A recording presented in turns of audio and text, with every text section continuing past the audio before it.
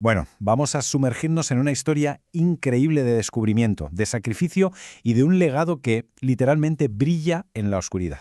Pensemos en esto por un momento. Casi un siglo después de su muerte, los objetos personales de Marie Curie siguen siendo demasiado peligrosos para tocarlos sin protección. Sus apuntes, sus instrumentos, hasta sus recetas de cocina. Todo está guardado en cajas forradas de plomo. Es el eco silencioso y eterno de su trabajo.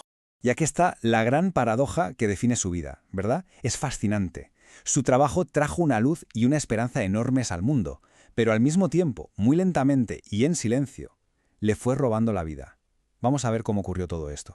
Para entender a la científica en que se convirtió, primero tenemos que viajar atrás en el tiempo, a conocer a la joven María Sklodowska, que vivía en una Polonia ocupada por el Imperio ruso y tenía un sueño que en aquel entonces era casi una locura: estudiar ciencias. A ver, imaginamos el entorno era totalmente opresivo. Las autoridades rusas prohibían enseñar la cultura y la historia polacas, y el acceso a la universidad estaba completamente vetado para las mujeres. Así que su ambición, desde el minuto uno, fue un acto de pura rebeldía. Pero claro, donde se cierra una puerta, la determinación siempre encuentra una ventana. María se unió a lo que se conocía como la Universidad Flotante, que era una red de clases secretas que desafiaba al imperio. Cada lección de física o de literatura polaca era en el fondo un golpe contra la opresión. Y aquí es donde la historia se vuelve, casi cinematográfica.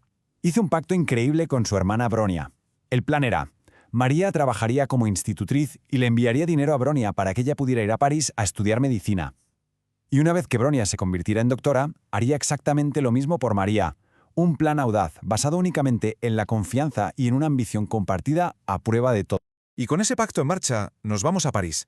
Pero olvidémonos de los grandes laboratorios. La acción transcurre en un cobertizo destartalado, lleno de goteras, sin calefacción. Fue ahí donde Marie y su nuevo compañero, Pierre Curie, empezaron el viaje que cambiaría la ciencia para siempre.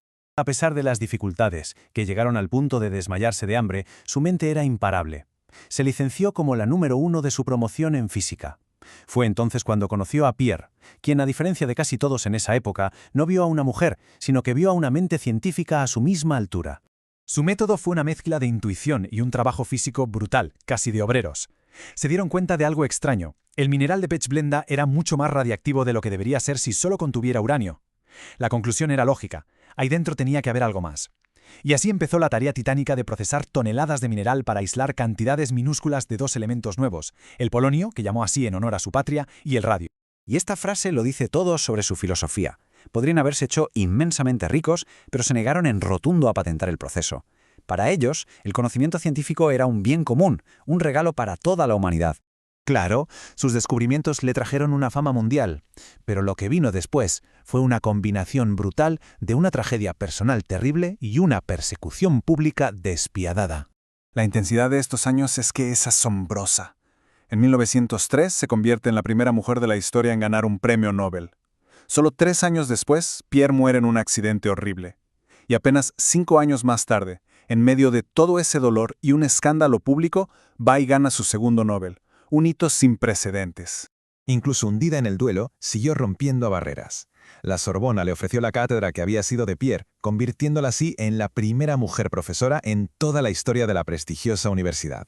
Pero el reconocimiento académico no la protegió de la opinión pública. Cuando salió a la luz su relación con el físico Paul Langevin, la prensa se le echó encima con una campaña xenófoba y sexista brutal. La extranjera, como la llamaban, se convirtió en el blanco de toda la ira nacional. Le llegaron a sugerir desde la mismísima Academia Sueca que, con todo el escándalo, mejor que no fuera a recoger su segundo Nobel. ¿Y qué hizo ella? Pues, por supuesto, viajar a Estocolmo y dar su discurso. Se negó en rotundo a que un escándalo mediático eclipsara su trabajo. Y cuando parecía que su vida no podía dar más giros, estalla la Primera Guerra Mundial. Muchos habrían esperado que se retirara, que se apartara. Pero ella, en cambio, encontró un nuevo propósito: llevar la ciencia directamente al campo de batalla. Su idea fue simple pero absolutamente genial. La tecnología de rayos X ya existía, pero estaba en los hospitales, lejos del frente. Así que creó las Petit Courier, básicamente ambulancias equipadas con máquinas de rayos X que permitían a los cirujanos operar con una precisión increíble, salvando incontables vidas y miembros. Y que nadie piense que esto fue algo pequeño o anecdótico. La escala de la operación fue inmensa. Se calcula que más de 1 millón de soldados heridos pasaron por sus unidades de rayos X. Un impacto masivo en la medicina de guerra.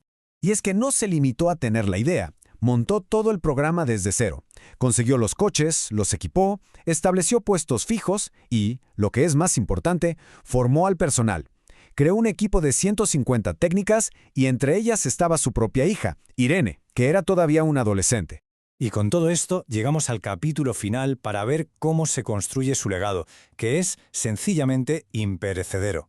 El 4 de julio de 1934, Marie Curie murió. La causa oficial fue anemia aplásica. Hoy se asume que fue el resultado de décadas y décadas de exposición a la radiación. El conocimiento que ella le regaló al mundo, finalmente, le costó la vida. Su legado es, de verdad, monumental. Como científica nos dio dos elementos y un campo de estudio completamente nuevo, que es la base de todo, desde los tratamientos modernos contra el cáncer hasta la datación por carbono. Como humanitaria, salvó incontables vidas y fundó institutos que hoy siguen luchando contra la enfermedad.